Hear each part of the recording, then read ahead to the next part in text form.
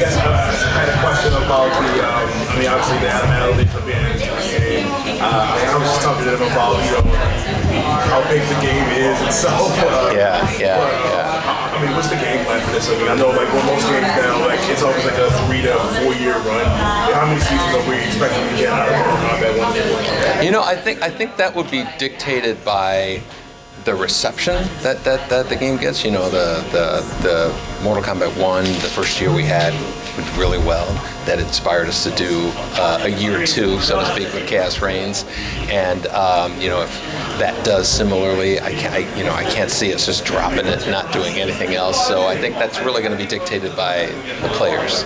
Do you think that, I know, like, with Mortal Kombat, they're fighting games, we can get that back into the Evo scene? I've seen so many fight games, Street Fighter, and Evo just back, we can get that back into a tournament fight game. Yeah, I do. That's there's always like this kind of balance that we're looking for in terms of trying to make the game as accessible to the casual audience, which is this big, and then the kind of the pro scene, which is this big, but very vocal, very important, very big part of our strategy is to just encompass both those groups.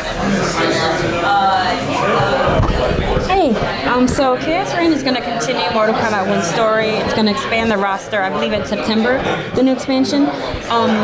It's going to include Cyrax, Sector, Noob, Terminator, Terminator 2 Judgment Day, Ghostface from Scream, and Conan the Barbarian. So these are some crazy fun characters. Yeah. I guess, how is it for you in terms of like getting licensed for these characters and like deciding what kind of characters you want to include? It's very unscientific. Some people would guess that we're doing market research and doing all this stuff like that.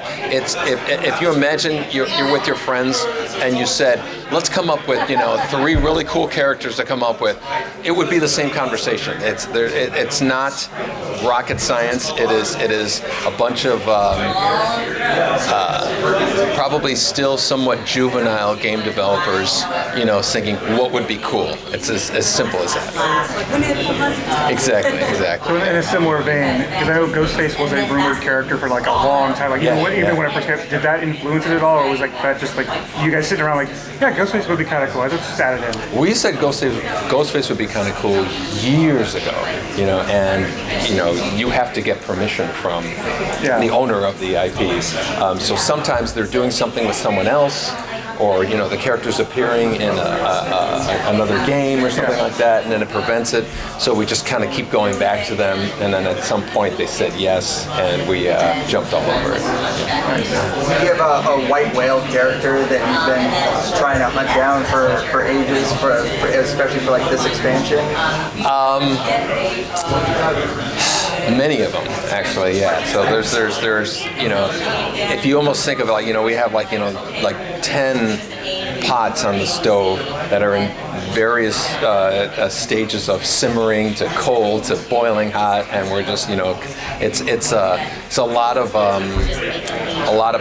things have to do to kind of align the planets to make them happy. And has anybody ever approached you with their properties? Yes, okay. Yeah, they have. Yeah, a number of them have. Yeah. So, probably can't talk about them. Yeah, I wish I could, but I think they'll assume that we're doing it, and then I got to answer to PR. Got it. Fair enough. I gotta ask, when Mortal Kombat 1 was released for the Switch, we had a bit of a hiccup there. Yeah. Are we ready with the DLC for a Switch version?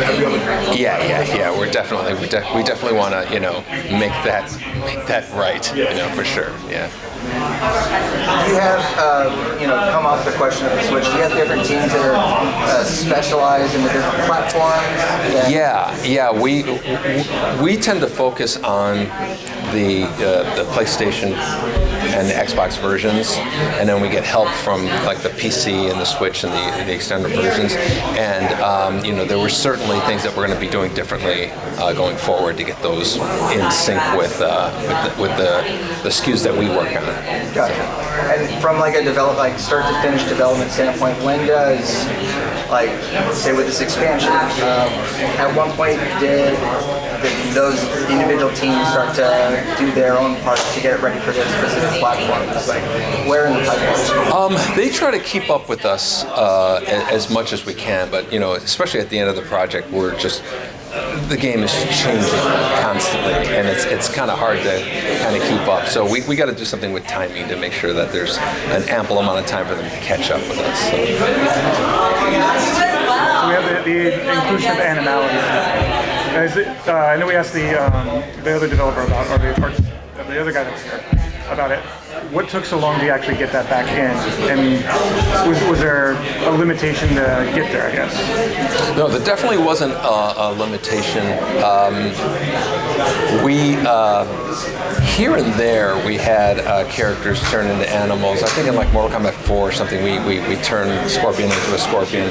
But to bring the whole feature back, I think it's been 29 years or something ridiculous that we haven't put it in. So it was just the last couple of games we brought back friendships and then babalities and whatnot. So we were like, okay, let's do them all. And then animalities was kind of like one of the last ones remaining. I noticed that Mortal Kombat has a lot of accessibility controls. Like, what are you adding now to players that might not be able to keep up or input those certain combinations? I know you have like one button, certain like fatalities and like that, but adding more stuff to it. We literally work with some kind of kind of professional players who are disabled, and they give us a ton of ideas. What if you did this? What if you did, using audio cues to identify where the other player is, or changing the color palette to be a little bit more easier to see from somebody whose vision's impaired and stuff like that. So it's really, the inspiration comes from them. They say, you should do something like this, and we usually just run with it. How did you get into a relationship like that? That sounds pretty interesting. I think they approached us. I think either a game developers conference or maybe we got a representative call us or something, and they said, we'd love it if you do that.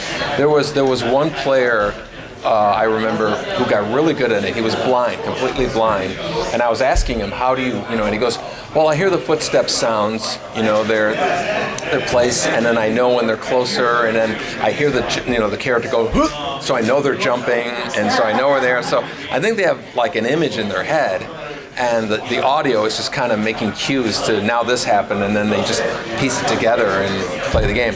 That's when they said that, we said, okay, there's something here that we can really make really good use of. So.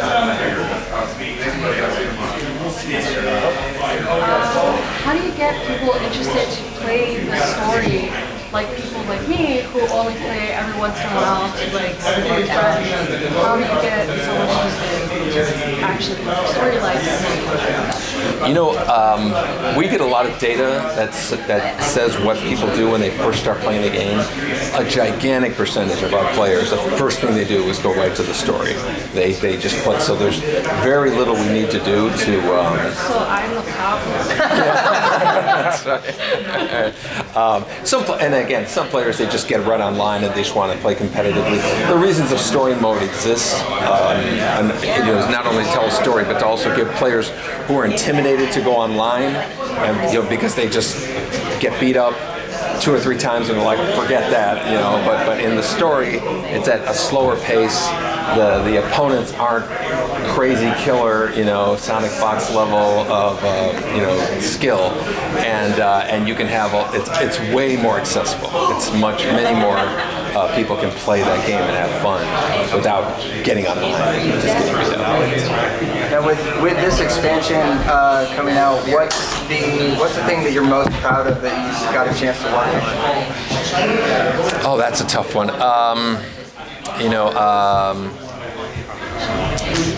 There's a couple. I think animalities is a big one.